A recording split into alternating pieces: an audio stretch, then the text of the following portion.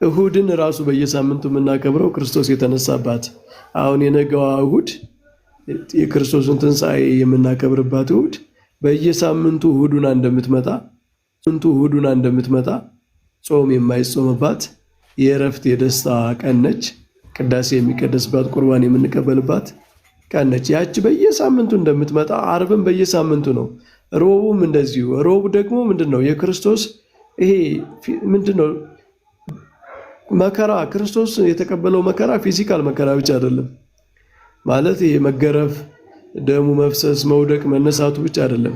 የክርስቶስ መከራ መከዳትም ነው። መከዳት ብቻ ሳይሆን በወገኖቹ ፍርዱ፣ ይሄ ኮንስፓይረሲው ማለት ነው። እስራኤልን ሊያድን መጥቶ እስራኤል ኮንስፓይር አደረገ በሱ ላይ ማለት ነው። ሊቃነ ካህናቱ መከሩበት እንግደለው ብለው ምናምን እና ያ ምክራቸው ህመም ነው። አሁን ያ ምክራቸው ነው በኋላ ወደ አካላዊ ወደሆነ ህማም የደረሰው ማለት ነው።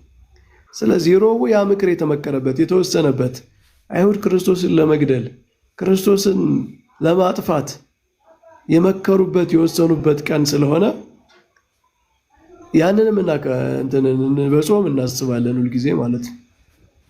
እና ምንድነው ምክሩ ራሱ የአይሁድ ምክር ለክርስቶስ ህማም ነው። እንደውም ክርስቶስን ያሳመመው እንግዲህ የይሁዳ መክዳት እስራኤል ህዝቡ የሚላቸው ህዝብ አለቀሰ አይደል የሚለው ወደ ኢየሩሳሌም ገብቶ ለኢየሩሳሌም ሊያለቅስላት ጀመረ ይላል። ኢየሩሳሌም ብታውቂ ኑሮ ሰላምሽ ዛሬ ነበረ። እኔ እንደ ዶሮ ሊሰበስባችሁ ጫጩቶቿን እንደሚሰበስብ ልሰበስባችሁ ሞከርኩ እያለ እነሱን ሊሰበስባቸው መጥቶ ሊያድናቸው መጥቶ እነሱ ግን እሱን ለማጥፋት ነው ሲመክሩ የነበረ እና ይሄ በክርስቶስ ልብ ውስጥ ህማም ነው።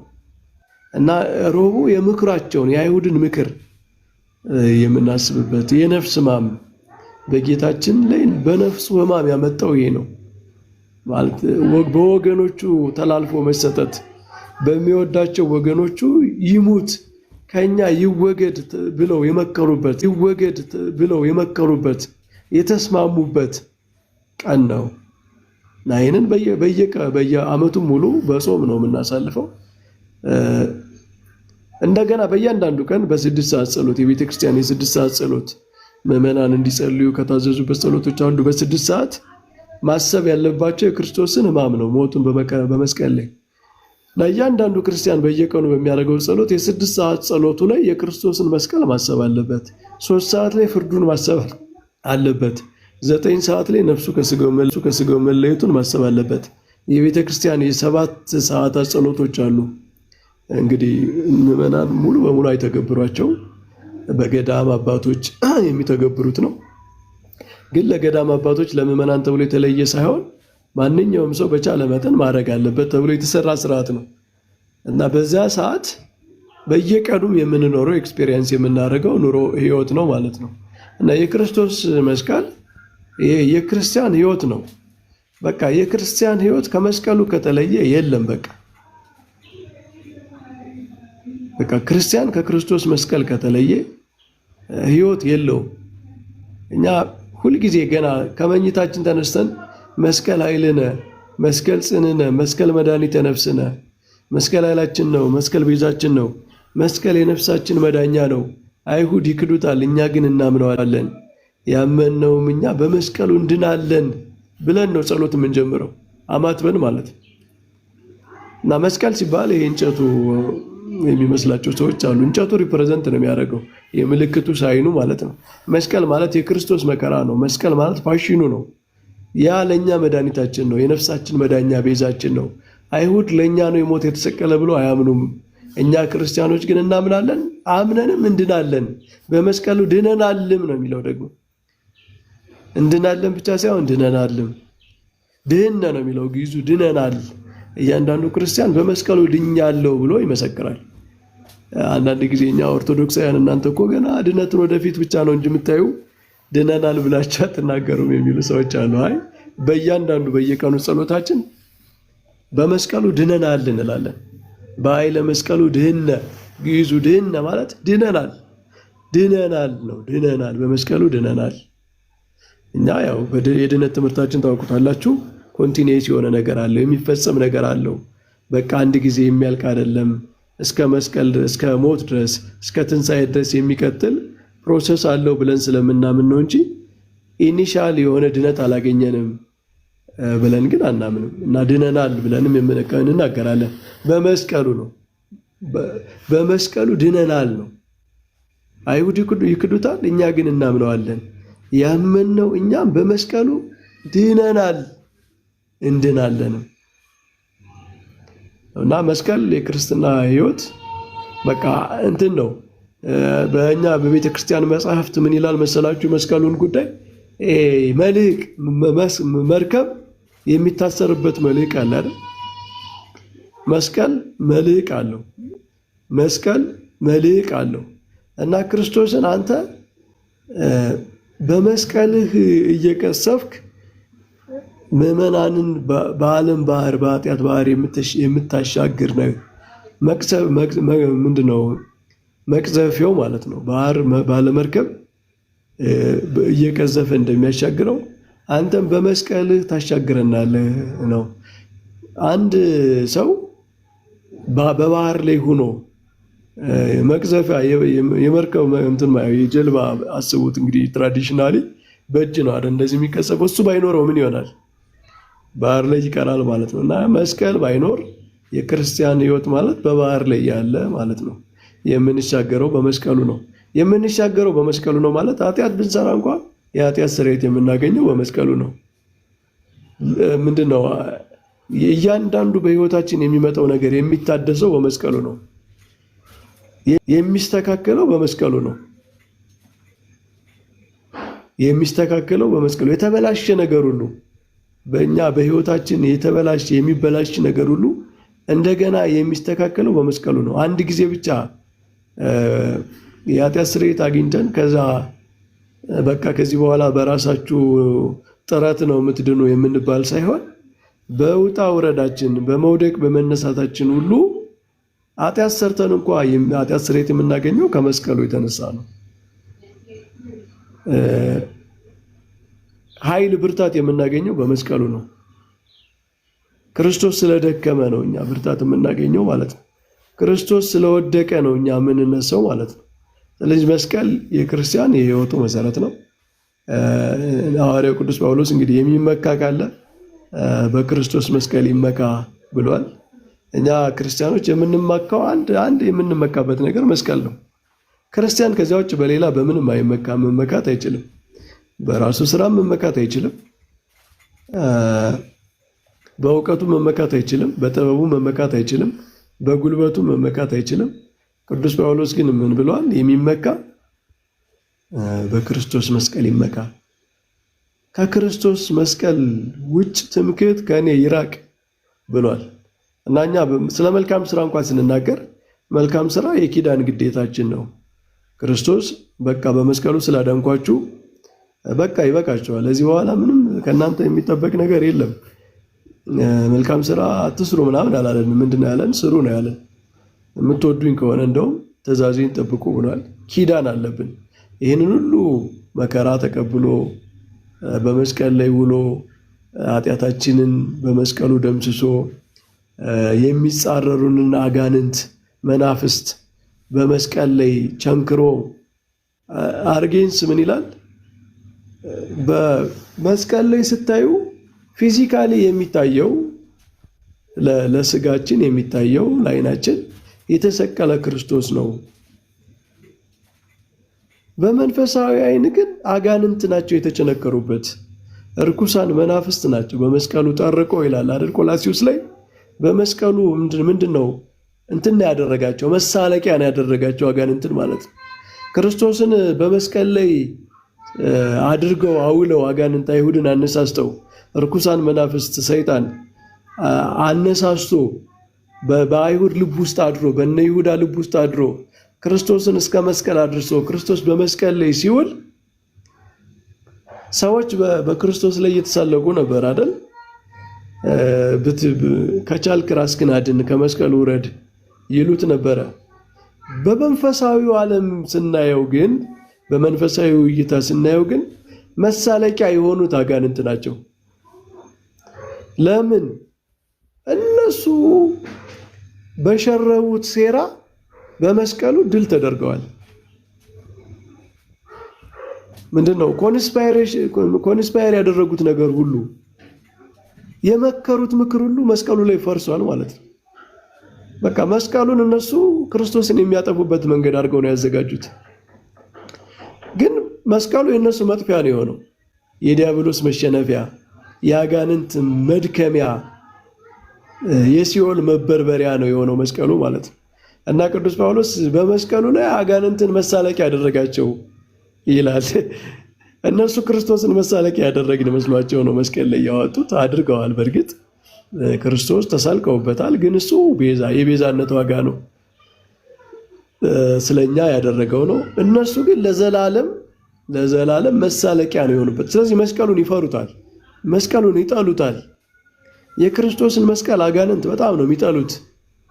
እንደውም እኛ ምንድነው የአጋንንት ዋናው ማባረሪያ ሳይን የምናደርገው አይደለ? የምናማትበው የክርስቶስን መስቀል ስናማትብ አጋንንት በጣም ነው የሚጠሉት። በጣም የተዋረዱበት ነው። የተዋረዱበት ሰው የተዋረደበትን ነገር ማየት አይፈልግም። ማንኛውም አእምሮ ያለው አካል የተሸነፈበትን ነገር መስማት አይፈልግም። የተሸነፈበትን ነገር ማየት አይፈልግም። መራቅ ነው የሚፈልገው። ከዛ ስለተሸነፈበት ነገር መስማትም አይፈልግም። እና መስቀሉ አጋንንት የተሸነፉበት ስለሆነ ስለዛ ማስማት ማየት አይፈልጉም። መስቀል ጠላታቸው ነው ለአጋንንት ማለት ነው። እና እኛ ክርስቲያኖች ደግሞ መስቀል በየቦታው ነው የምናሳየው። ለምን? ድል የተደረገበት ነው። ድል የተደረገበት ነው መስቀል ማለት ነው። እና እንደዛ ነው። መስቀል ሴንትራል የሆነ ህይወታችን ነው። ማንኛውም ክርስቲያን ከመስቀል ያልተገኘ ጸጋ የለው። ከመስቀል ጋር የማይገናኝ ጸጋ የለንም። ከመስቀሉ ማንኛውም ሳክራመንት ራሱ እኛ ስለ ሳክራመንት ስንናገር እንደ ዳይኮቶሚ አንፈጥርም። በምንድን ነው? በመስቀል ነው ወይስ በውሃ ነው? በመስቀል ነው ወይስ በህብስትና በወይን ነው? በደሙ ነው ምናምን የሚል ዳይኮቶሚ ትክክል አይደለም ብለን ነው የምናምነው እኛ። ምክንያቱም ከመስቀል ያልተገኘ ነገር የለም ብለን ነው የምናምነው። ጌታ በተሰቀለ ጊዜ ዮሐንስ ወንጌል ምዕራፍ 19 ላይ እንደዘገበው ጎኑን ወጋው አንድ ሰው መጥቶ እና ጎኑን ሲወጋው ደምና ውሃ ወጣ። ስለዚህ ቅዱስ ቁርባንንም ጥምቀትንም ከዛ ከጎኑ ከክርስቶስ ጎን ከፈሰሰው ከመስቀሉ ምስጢር አንለየውም። ከዛ ጋር ያልተያያዘ ነገር የለም። ሞቱ የኃጢአታችን መታጠቢያ ሲሆን ውሃው ነው የወጣው ጥምቀት ነው። ሞቱ ህይወት የምናገኝበት የምንበለው የምንጠጣው ሲሆን ከጎኑ የወጣው ደሙ ነው። እና ከመስቀሉ ያልተቀዳ ከመስቀሉ ጋር ያልተያያዘ ጸጋ የለም። ስለ ጸጋ ካወራን ማንኛውም ክርስቲያን ስለ ጸጋ ካወራ ስለ ጸጋ ከተናገረ ከመስቀል ጋር የማይገናኝ ጸጋ የለም ማለት ነው። ማንኛውም ጸጋ ከመስቀል ጋር ካልተገናኘ ጸጋ አይሆንም። ማንኛውም ቅድስና ከመስቀሉ ጋር ካልተገናኘ ቅድስና አይሆንም። እኛ እንኳን አድርጉ የተባልነው እኛ እንደ ምንድነው ነፃ ፈቃድ እንዳለው እግዚአብሔር ኃይልን ጉልበትን እንደሰጠው ብርታትን እንደሰጠው ክርስቲያን አድርጉ የተባልነው ነገር እንኳን ዋጋ የሚኖረው ከመስቀሉ የተነሳ ነው እንጂ ብቻውን ፍጥረታዊ ሰው ዝም ብሎ ተነስቶ አንድ መልካም ስራ ስለሰራ ብቻ መንግስተ ሰማያት ይወርሳል አንልም። በክርስቶስ የሚያምን በመስቀሉ የሚያምን ሰው የሚሰራው ስራ ነው እግዚአብሔር እንኳን ዋጋ የሚሰጠው ማለት ነው። ስለዚህ ከመስቀሉ ከክርስቶስ ጋር የማይገናኝ ከክርስቶስ ጋር ያልተገናኘ ነገር ለክርስቲያን ዋጋ የለውም። ቅዱሳን ብለን የምናከብራቸው ሰዎች እንኳን በክርስቶስ የማያምኑ ከሆነ ቅዱስ አይደሉም። በክርስቶስ የማያምኑ ስለ ክርስቶስ ያልመሰከሩ ስለ ክርስቶስ ሰማዕት ያልሆኑ ለክርስቶስ ወንጌል ያልታዘዙ ሰዎችን እንደ ሰውነታቸው ብናከብር እንጂ ቅዱስ ብለን አናከብራቸውም። ስለዚህ እንኳን የኛ ህይወት የእያንዳንዳችን ህይወት ቀርቶ በሌላ ሰው ህይወት እንኳን መልካም ነገር ስናይ በሌላ ሰው ህይወት እንኳን የምናከብርበት ምክንያት ስናይ ክርስቶስ እዚያ ውስጥ ከሌለ አናደርገውም ማለት ነው። እና እንደዛ ነው ክርስቶስ። ለዛ ነው እንግዲህ እያንዳንዱ ቅዱሳን እንኳን መታሰቢያ በቅዳሴ ነው የሚከበረው። የክርስቶስ ሞቱ የክርስቶስ ሕማሙ የሚታሰብበት ሞቴን ትናገራላችሁ በተባለበት በቅዱስ ቁርባን ብቻ ነው በዓላቸው የሚደረገው ማለት ነው። ምን ማለት ነው? ከክርስቶስ ጋር ካልተያያዘ ዋጋ የለውም። በቃ የቅዱሳን መታሰቢያ እንኳን የቅዱሳን በዓል እንኳን ከክርስቶስ ጋር ካልተያያዘ በዓሉም አልተከበረም፣ መንፈሳዊ ዋጋውንም ያጣል ማለት ነው። ስለዚህ መስቀል የቤተ ክርስቲያን ማዕከል ነው። መስቀል የቤተ ክርስቲያን የህይወቷ ምንድነው? መሰረት ነው። በክርስቶስ መስቀል ላይ በክርስቶስ መከራ ላይ ያልተመሰረተ ህይወት ቤተ ክርስቲያን የላትም። እግዚአብሔር ይስጥልኝ። ሶሪቲ ረጅም ሰዓት ሰጠሽኝ። ታገሳችሁ ስለሰማች። ሳሚ ያለ መምህር እግዚአብሔር ያክብርልን፣ እግዚአብሔር ይባርኮት። ያው ጥሩ ቃል ነው ያስተማሩን። ዛሬ ያው እንግዲህ ስለ ኢየሱስ ነው፣ ስለ ኢየሱስና ስለ ኢየሱስ ነው። እታች ያላችሁ ሰዎች ፕሊስ በመከባበር የወሳቸው ሲያስተምሩ ስለ ኢየሱስ ብቻ ነው በቃ ያስተማሩትና የምትጽፉትን ሁሉ በቀራንዮ መስቀል ላይ የከፈለውን ስለ ኢየሱስ ብቻ ዋጋ የከፈልልንን ኢየሱስን ብቻ ከፍ ከፍ አድርጉት። ሳሚ ቀጥል። እሺ ሶርቲ መምህር እግዚአብሔር ይባርኩት። ቴንኪዩ እናመሰግናለን። ያ ዛሬ እንግዲህ ስለዚህ ስለ መስቀሉ እኛ ጋር ዛሬ ፍራይዴ ነው፣ እናንተ ጋር የድል ቀን ነው፣ ተርስዴይ ነው። በሲኦል ቪክትሪን አናውንስ እያደረገ ነው፣ ፕሮክሌም እያደረገ ነው ኢየሱስ። እኛ ጋር ደግሞ ዛሬ ማታ የስቅለት ቀን ነው። ግን ያው ነገር ሁሉ መስቀል ላይ ነው የሚያልቀውና እሱ ስለ መስቀሉ ፍቅር እናወራለን። ጆዬ ካለ ጆዬ፣ ከዛ ዘርሽ፣ ከዛ በሲ፣ መልካሙ፣ ኤቢ መምሪ ይቸኩላሉ ወይስ ከኛ ጋር ትንሽ ይቆያሉ? አይ ትንሽ መቆየት ይችላለሁ። አይ እንትን ስላልክ ነው ሳሚ፣ እኛ ጋር ቅዳሜ ነው። አንድ መምህር ሰው ቅድም የሆነ ቦታ የጻፉት እያየው ነበርና እናንተ ጋር እየመሸ ነው አሁን? እኛ ጋር በቃ መሸ። እኔ ጋር እኔ አሁን ያለሁት ካሊፎርኒያ ነው። ኦልሞስት ቅዳሜ ገብቻለሁ። አይ ቲንክ እኔ የመጨረሻው ሌሎችም ቅዳሜ ጠዋት ነው። አሁን ማለት ለሊት ነው። እኛ ጋር ለሊት ያው 24 አወር አይደለም ይቆጠር። አንድ መምህር እንደጻፉት እናንተ ጋር እየጨለመ ሲኦል ውስጥ እየነጋ ነው ማለት ነው። ያ እንደዛ ነው መምህር። ሳሚሻ አለ ሳሚ ቬጋስ ፖስታችሁ ያለውን ነገር መዝሙር ከሆነ ስለ ጌታ ስለ መስቀሉ ከሆነ አለምናችሁ አልጠይቃችሁ፣ ደስ ብሏችሁ ተሻምታችሁ ማውራት ያለባችሁ። እኔ በውስጤ መዝሙር አለ፣ እኔ በውስጤ ይሄ ቃል አለ ምናምን ብላችሁ መስቀሉ ላይ ጌታ ኢየሱስን የምንዘክርበት ቀን ነው። ጆይ አለ አሎ ሳሚ አሎ ጆይ ዋስፈል ቀጥል። እሺ እንግዲህ ስለ መስቀሉ ነው እየተወራ ያለውና መስቀሉን ቁጭ ብዬ እያሰብኩ ነበረ። ጌታ ይባርካቸው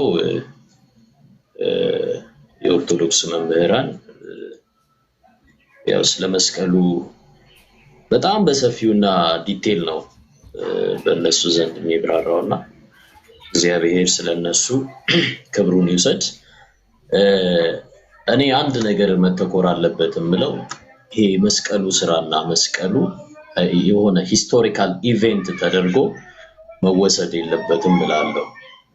ይሄንንም አንድ ጥቅስ ባነብ ደስ ይለኛል።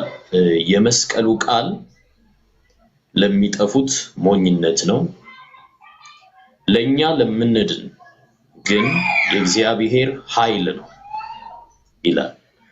ስለዚህ መስቀሉን ስናስብ ክርስቶስ ኢየሱስ በመስቀል ላይ የሰራውን ስራ ስናስብ የሆነ ከ2000 ዓመት በፊት የተከናወነ አንድ ኢቨንት አንድ የሆነ ድርጊት ብቻ አድርገን ምናስብ ኦር በሆነ ኢቨንቹዋል አስተሳሰብ ኦር ደግሞ የሆነ ኢቨንቹዋል ፒክቸር ጭንቅላታችን ላይ ብቻ እየሳለን የምንሄድ የሆነ ሴሬሞኒያል የሆነ ነገር ብቻ ሆኖብን የምንኖር ሰዎች ልንሆን አይገባም እላለሁ።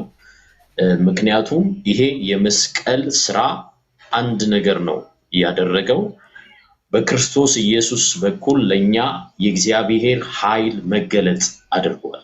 ይሄ የእግዚአብሔር ኃይል ትልቁ እንድንረዳው የምፈልገው በዚህ ጊዜ ላይ ትራንሰንዲንግ ቫልዩን ማግኘት አለብን። ትራንሰንዲንግ ቫልዩን ትሬስ ማድረግ አለብን። ምንድነው እዛ መስቀል ላይ የተሰራው ስራ ተሻጋሪ የሆነው እሴቱ ምንድነው? ለኔ ምንድነው ያደረገው? ለኔ ምንድነው የሆነው? እኔ ምንድነው ያገኘሁት የሚለውን ነገር በደንብ አድርጎ ክርስቶስን አምናለሁ፣ እከተላለሁ፣ ክርስቶስ የኔ ነው፣ በመስቀል ላይ ሞቶልኛል የሚል ሰው ያንን ነገር ቆም ብሎ ሊያስብ ይገባል። ከዛ ውጪ እንደዚህ ይሄ ሚስማሩ ይሄን ያህል ነው ሳይዙ የመስቀሉ እንትን ምናምን ይሄ ዲቴል ኢቨንቱ ላይ እዛ ላይ የተፈጠረው ነገር ላይ ብቻ ሰርክል እያደረግን ፎከስ እያደረግን የምንሄዳቸው ነገሮች ተሻጋሪ የሆነው ለኛ ወደኛ የደረሰውን ዋጋ ሰማው ብለር እንዳያደርግብን ከኃይሉ ጋር መገናኘት እንዲሆንልን መናገር እወዳለሁና የክርስቶስ የመስቀል ስራ ለኛ ትልቅ ኃይል ያደረገ ነው። አሁን ላይ ኃጢአትን ድል ባደረገበት በዛ ኃይል ኃጢአትን ድል አድርገን እንድንመላለስ ያደረገ ነው። ስለዚህ ከየትኛው የመንፈስ እስራት ነፃ ያወጣን የመስቀል ስራ ነውና ሁላችንም መስቀሉን ስናስብ ወደኛ የደረሰው ነገር ምንድነው የሚለውን ነገር በደንብ አድርገን ትኩረት አድርገን እንድንመለከት ማሳሰብ እወዳለሁ። ጌታ ኢየሱስ ይባርካችሁ። አሜን። ጆይ ጌታ ኢየሱስ ይባርክ። ተባረክ። ዘርፌ ቀደም።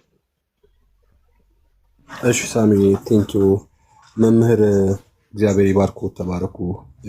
ትልቅ ሐሳብን ያስቀመጡት ቄስ ዲ በኩልም ልክ እንደዛው ዛሬ ቢያንስ ደስ ያለኝ አንድ የሚያደርገን ነገር ላይ በአንድነት እያወራን ስለሆነ በጣም ደስ ብሎኛል። ልዩነት በሌለው ያንተ የሱ በማይባል ማንነት ውስጥ ያዳነን የክርስቶስን የኢየሱስ የማዳኑ ስራ እያወራን ስለሆነ በጨለማ ይሄድን የነበርን ህዝብ ታላቅ ብርሃን ያየንበት የክርስቶስ የመስቀሉ ስራ ነው። ኢሳይያስ 9 ላይ ያለ ቃል አለ አይደለ? በጨለማ ይሄድ የነበረ ህዝብ ታላቅ ብርሃን አየ ብሎ ይናገርና ይሄ ብርሃን የወጣው የምድር ብርሃን ሳይሆን የባርነት የኃጢአት ጨለማ ውስጥ የነበርን ሰዎች በክርስቶስ ኢየሱስ ወደ እግዚአብሔር አብ የምንገባበትን ትልቅ ስራ የተሰራበት ቀንና ጊዜ ነው። ስለዚህ አሁን ጆዬ እንዳነሳው እንደው ስርዓቱ ላይ የምናተኩርበት ሳይሆን እንደዚህ ሆነ ሳይሆን ለኔና ለእናንተ የተከፈልን ዋጋ የምናስብበትና በዚህ እውነት ውስጥ የምንኖርበት ነው። ኤቭሪዴይ ይህን ነገር እያሰብን በእያንዳንዱ ጉዟችን ውስጥ ሌላውም ሰው ይሄንን ያገኘነውን የማዳኑን ስራ ሌሎችን ሰዎች የምናውጅበት መሆን መቻል አለበት። እርስ በርሳችን ጀጅ ከመደራረግ ወጥተን በጨለማ ላሉ ህዝቦች ይህንን ትልቅ ብርሃን የምናሳይበት ይህን ትልቅ ብርሃን የምናውጅበት መሆን አለበት ብዬ አስባለሁ። ያው ብዙ ነገር ለምንድን ነው ይሄን የምናገረው? ከመብላትና ከመጠጣት ጋር ሴሬሞኒ ሰዎች ስላሉ የዶሮ የስጋ ስትጾሙ የነበራችሁ እህትና ወንድሞች ብዙ ሰዎች ዛሬ የሚሯሯጡት እሱን ዶሮ ለመግዛት የሆነ ነገር ለማድረግ ነውና እዚህ ጋር ግን ተሰብስበን ያለነው ሰዎች ይሄ ክርስቶስ ኢየሱስ የከፈለልን ቅድም መምህር ሲናገሩ ነበር። ይሄ እንባ እንኳን እስከሚያጥራቸው ድረስ ማለት እንባ እስኪተናነቃቸው ድረስ ኢየሱስ ክርስቶስ የሰራላቸውን ስራ ማሰብ ትልቅ ነገር ነው። ጀስት እኔና እናንተ ዕዳ ውስጥ የነበርን ሰዎች ጨለማ ውስጥ የነበርን ሰዎች እንዴት ብርሃን እንድናገኝ አምላክ ሰው የሆነበትን ሚስጥር የምናወራበት ቀን ነው። ኢየሱስ ክርስቶስ አምላክ ሆኖ ሳለ ራሱን ሰው አድርጎ በምድር ላይ ስለኔና ስለናንተ የሚሰቀል የሚሞት ሆኖ የማይሞተው የሚሞት ሆኖ የተገለጠበት ነው። ስለዚህ ይሄ ትልቅ እውነት ነው። አምላክ ክብሩን ትቶ እኔን ለማዳን አንቺን ለማዳን የወረደበት ነውና ይሄ ትልቅ ሚስጥር ነው እግዚአብሔር ለኛ ያደረገው። በንግግር የማንገልጠው ለሌሎች ሰዎች የማናሳየው ግን በቃ በህይወታችን የበራልን የገባን እውነት ነው። ለአንዳንድ ሰዎች ፊክሽን ሊመስል ይችላል፣ ታሪክ ሊመስል ይችላል። እንዴት ነው አምላክ ሰው የሚሆነው? እንዴት ነው አምላክ የሚሰቀለው የሚል ሰዎች ጋር ጥያቄ ሊፈጥር ይችላል። ስለዚህ አምላክ በሰው ሳይዝ የወረደበት ሰው የሆነበት ለዛው የሚናቅ የሚተፋ ፊልጵስዩስ ምዕራፍ 2 ላይ ነው አለ በምስሉም የባሪያን መልክ ያዘ ብሎ የህማም ሰው ሆነ ደዌ የሚያውቀው ሆነ ብሎ መጽሐፍ ቅዱስ ይነግረናል ኢሳይያስም ላይ። ስለዚህ ይሄን ያደረገው ክርስቶስ ኢየሱስ እኔን ለማዳን ነው እናንተን ለማዳን ነው እና ትልቅ ድንቅ ቀን ነው። ሁል ጊዜ በዚህ ህይወት ውስጥ የምንመላለስበት ዛሬና ነገ የምናከብረው ብቻ ሳይሆን ሁል ጊዜ በልባችን ውስጥ የምናከብረው ክርስቶስን የምንቀድስበት መሆን መቻል አለበት ብዬ አስባለሁ። አዎ ክርስቶስ ኢየሱስ የከፈለበትን ጊዜ ህማማቱን እያሰብን ነው። ቅድም መምህር ሲያነሱ ነበር፣ ቀሲስም ሲያነሱ ነበር፣ ግብረ ህማማቱን እያሰብን ያለንበት ጊዜ ነው ብለው ሲናገሩ ነበርና ከማሰብ ያለፈ የተካፈልነውን ይህን ህይወት ሌሎች ሰዎች የምናሳይበት ሌሎች ሰዎች የምንገልጥበት መሆን መቻል አለበት ብዬ አስባለሁ። ቴንኪው ሳምሻ የሶርቲ ተባረኩ፣ እግዚአብሔር ይባርካችሁ። ሁላችሁም እዚህ ውስጥ ያላችሁ እንኳን ደረሳችሁ። መልካም የፋሲካ የመሻገር በዓል ይሁንላችሁ። ከሞት ወደ ህይወት ከጨለማ ወደ ብርሃን የተሻገራችሁበት ዓመት ነውና ጊዜ ሰዓት ነው። ሁል ጊዜ በዚህ ህይወት ውስጥ የምትመላለሱ ሁኑ። ተባረኩልን። አሜን። ዘርሽ ተባረክ።